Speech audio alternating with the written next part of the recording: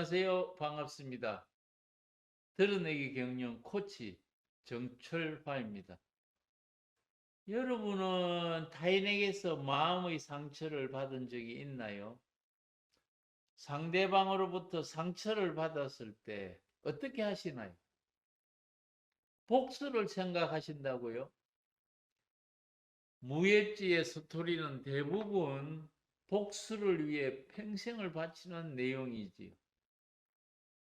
정작 복수할 사람을 죽이고 나면은 편해지던가요? 영화나 무협지에서는 죽인 사람의 자녀들이 또 복수하라고 찾아다니므로 평생 긴장하고 사는 장면들이 많지요. 난 이것만은 절대 용서할 수 없어 상처를 받아 아파하면서 잠들지 못했던 기억이 있나요? 용서가 왜 이토록 어려운 것일까요? 아마 그것은 내가 가장 사랑하고 의지했던 또 그 누구보다도 나의 편이라고 생각했던 사람에게서 상처를 받았기 때문입니다. 우리에게 상처를 준 사람은 멀리 있는 사람인가요? 가까이 있는 사람인가요? 대부분 서로 사랑해야 할 부모나 자녀나 아내나 친척 또 동료나 친구나 교사들인 셈입니다. KPX 케미칼 울산공장 여직원은 아버지가 술만 먹고 오면은 엄마를 구타하기 때문에 아버지가 미워서 성인이 되고 나서부터는 아버지와 말 한마디도 하지 않는다고 합니다. 안산에 있는 제이미 크롬 생산관리 여직원은 아버지가 딸이 교회 다니지 말라고 교회에 와서 불을 질렀다고 합니다. 그래서 그것이 상처가 되어 아버지와는 말을 하지 않고 인연을 끊고 살았다고 합니다. 그런데 이 두 여직원이 근무하는 회사에서 드러내기 경영 VM을 도입하게 되었습니다. 드러내기 VM을 도입하는 회사는 가정의 달이 되면은, 즉 5월이 되면은 부모님께 100가지 감사를 적어주는 이벤트가 있습니다.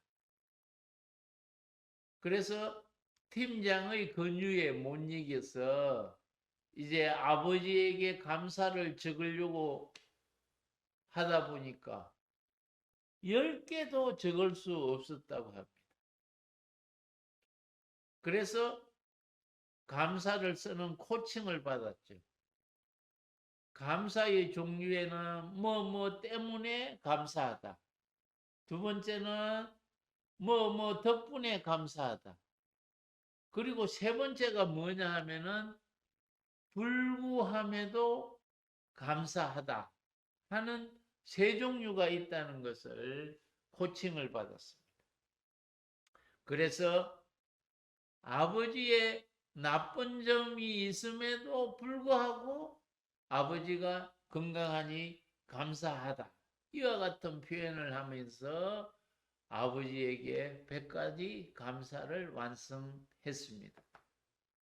그런데 100가지 감사를 완성하고 나서 보니 비로소 아버지 입장도 이해하게 되고 백감사를 아버지에게 전달하게 되니 아버지와 화해도 하게 됐다는 좋은 사례도 있습니다.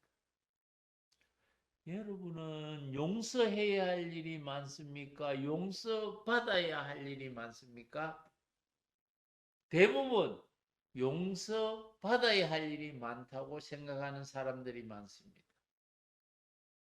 내가 상대를 용서하지 못하면은 내 마음속에는 뭐가 자랄까요? 미움과 정오의 독버섯이 자라서 그 독이 상대방한테 가서 상하게 하는 것이 아니라 나를 먼저 상하게 합니다. 그래서 용서는 나를 해독시키는 해독제 역할을 한다는 것입니다.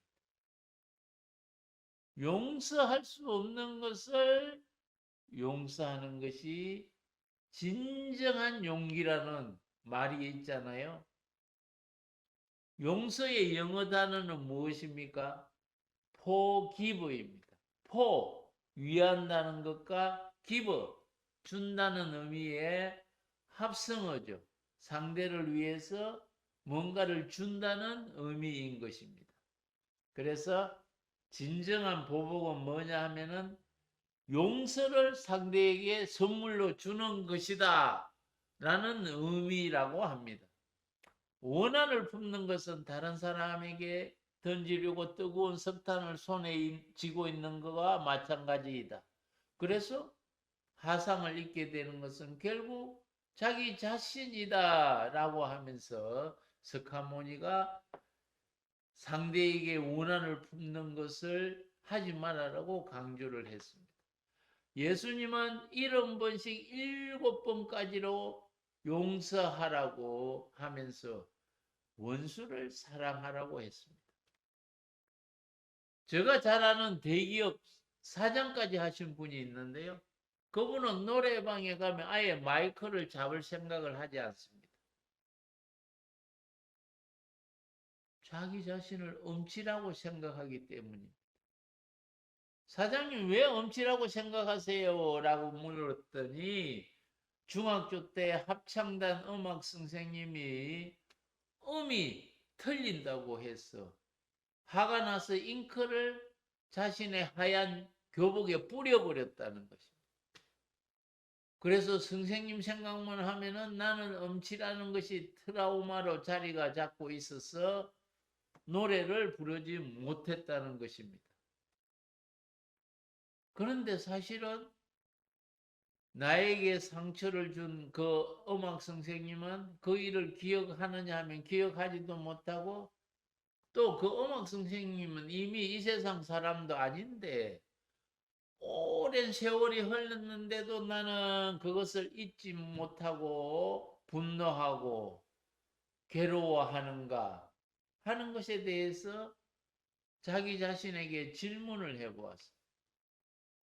그래서 40년 동안 용서하지 못한 음악 선생님의 입장에서 서서 보니까 예술가들의 민감한 성격도 이해하게 되었습니다. 내가 받은 상처를 내 스스로 치료해야 하는 것도 알았습니다. 그런데 선생님 탓만 하고 살다 보니까 내 상처가 점점 깊어만 갔던 것이지요. 내가 노래 못하는 것은 내가 용서하는 용기가 없기 때문이다 라고 재해석을 하고 저승에 계신 선생님께 컨절하고 용서를 해드렸습니다. 그랬더니 입에서 저절로 노래가 나오고 또 CEO 음악교실에 매주 토요일 가서 발성법도 배우고 이태리 가곡도 배우고 해서 그 이후부터 이태리 가곡을 몇 곡씩이나 부를 수 있는 그러한 능력자가 되었습니다. 최근에는 성악 발표회를 할 정도까지 되었다고 합니다. 복수나 내 마음속에 담아두는 그 정오가 문제의 해결책이 되지 못하는 것이지. 내가 겪은 것과 똑같은 고통을 상대에게 되돌려 주는 것, 그러면은 내 안에 쌓인 분노와 고통이 없어지는가요? 그리고 복수가 끝나면은 정말 나에게 편안한 안식이 오는 것일까요? 나의 정의가 구현되고 나면은 모든 분노가 망각 속으로 사라져버리고 행복한 시간이 나에게 찾아오는 것일까요? 그 상처와 고통 때문에 내가 놓쳐버린 시간들, 지쳐버린 마음의 보상은 되는 것인가요? 용서할 수 없는 일들을 잘 살펴보면은 자기 자신이 가지고 있는 가치관에 위배될 때가 많습니다. 예를 들면 성실이라는 것이 나의 가치관이면은 상대방이 성실하지 못할 때 용서를 못하는 것이지요. 그렇지만 따지고 보면 자기 자신도 성실하지 못할 때가 있는 것이지요. 모든 것을 나의 가치관 잣대로 판단하면은 상대에게 화가 나고 용서하기가 어려워지는 겁니다. 그러나 상대의 가치관은 나와 다를 수 있다는 것을 인정해 주고 나면은 쉽게 용서를 해 줄 수 있는 것입니다. 아름다운 음악을 들으면서도 음악 소리로 들리지 않고 잡음 소리로 들리면은 그 음악 소리가 감동이 나한테 전해지지 않는다면은 내 마음속에 누군가 용서해야 할 사람이 있기 때문이 아닌가 하고 생각해 보시기 바랍니다. 독일의 작가 스베냐 플라스 필러는 용서한다는 것은 나에게 일어난 고통스러운 일이 더 이상 나에게 상처를 주지 못하도록 하는 행위라고 말했습니다. 톨스토이는 그대에게 잘못을 저지른 사람이 있거든. 그가 누구이든 간에 그것을 잊어버리고 용서하라고 했습니다. 그러면은 행복을 알게 된다고 강조했습니다. 용서해주지 못하는 나의 과거의 상처는 미래를 향해 나아가는데 방해가 되는 것이지요. 그 방해가 되는 상처를 치료하지 않고 계속 내가 가지고 간다는 것은 나의 미래의 문을 닫아 놓는 것과 마찬가지입니다. 그래서 여러분 이 시간 이후로 용서해 줄 사람이 있으면은 그 사람에게 나와 다른 점을 인정하고 용서하는 시간을 가지시길 바랍니다. 이 채널은 나와 가정 그리고 기업가 고객이 행복하도록 안내하는 코칭 채널입니다. 지인들과 함께 이 내용을 공유하여서 행복한 세상을 함께 만들어 보길 소망합니다. 감사합니다.